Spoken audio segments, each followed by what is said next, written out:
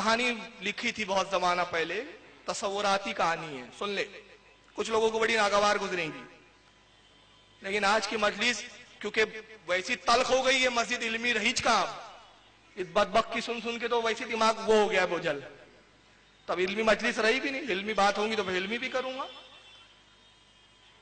ایک عورت کا شوہر کا انتقال ہو گیا,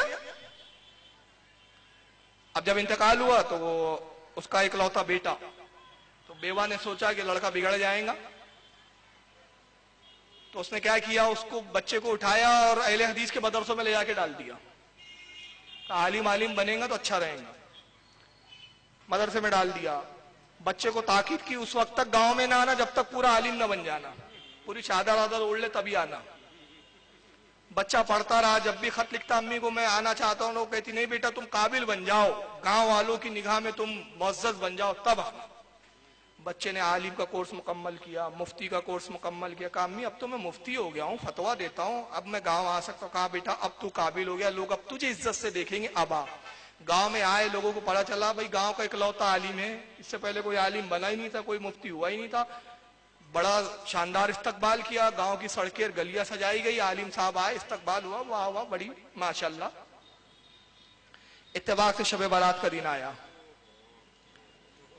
اب شب برات کا دن آیا تو دوست احباب آئے جو بچپنے میں کھیلا کرتے تھے, انہوں نے سوچا بھائی ہم تو جاہل کے جاہل رہ گئے, ہل چلانے والے تھے ہل ہی چلا رہے ہیں, یہ تو صاحب قلم چلانے والا بن گیا ہے, عالم فاضل ہو گیا ہے. پہنچے بھائی, چلو باپ داداؤں کی دور سے رسم ہے, سرکار کی سنت بھی ہے کہ قبرستان جاتے تھے, آپ بھی چلیے. ہم تو جو آتا تھا وہ پڑھ لیتے تھے, مگر آپ تو حافظ قرآن بھی ہے, عالم بھی ہے, مفتی بھی ہے, آج آپ چلیں ہمارے مرحومین کا بھی اصالہ ثواب کرے اور خوب قرآن پڑھیں, آج صحیح طریقے سے اصالہ ثواب کی مجلس ہوں گی, قبرستان چلے. کہا کیوں نہیں, ضرور ضرور. امی کے پاس آیا, امی جان ابا کی قبر کس قبرستان میں اور کہاں ہے؟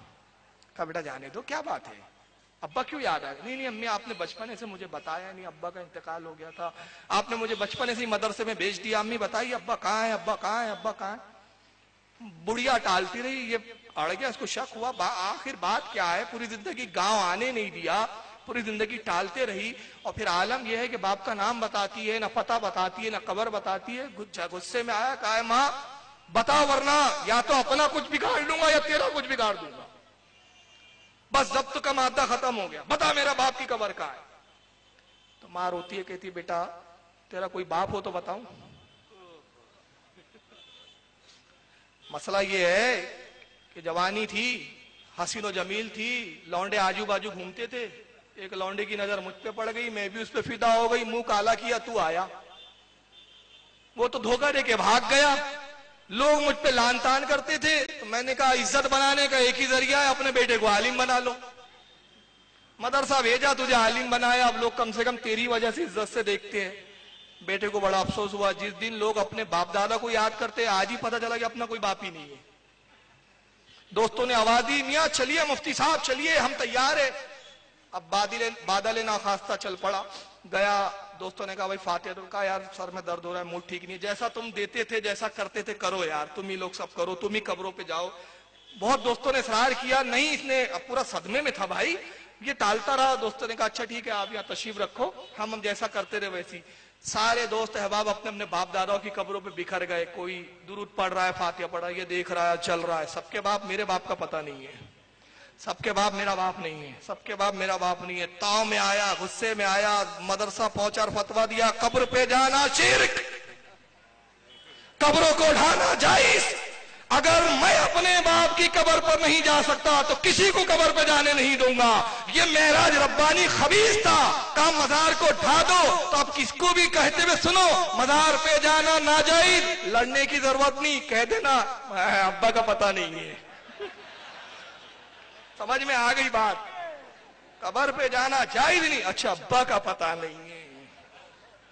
پورا پرابلم اس کا ہے. کیوں؟ کیونکہ ہمارے امام نے کہا بے نشانوں کا نشان مٹتا نہیں, مٹے مٹے نام ہو ہی جائیں گا. ان کے باپ دادوں کے قبروں کے نشان بھی نہیں ہیں, ایسے مٹے ہیں. اور ہمارے گنبد سلامت ہے, تو ان کے باپ دادوں کا پتہ نہیں چل رہا ہے, تو ہمارے باپ دادوں کے گنبد دیکھ دیکھ کے کوڑ رہے ہیں, یہ کیسے سلامت, بم سے لگاؤ, بم لگاؤ, اڑاؤ, اور اس کو اسلام کا روپ دیکھتے بتا رہے ہیں.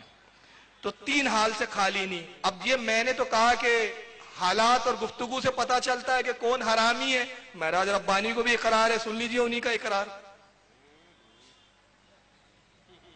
واقعات ہی سے تو عقیدے کی جھلک ملتی ہے. آدمی کے کردار ہی سے پتا چلتا ہے کہ یہ حرامی نسل کا ہے کہ حلالی نسل کا ہے.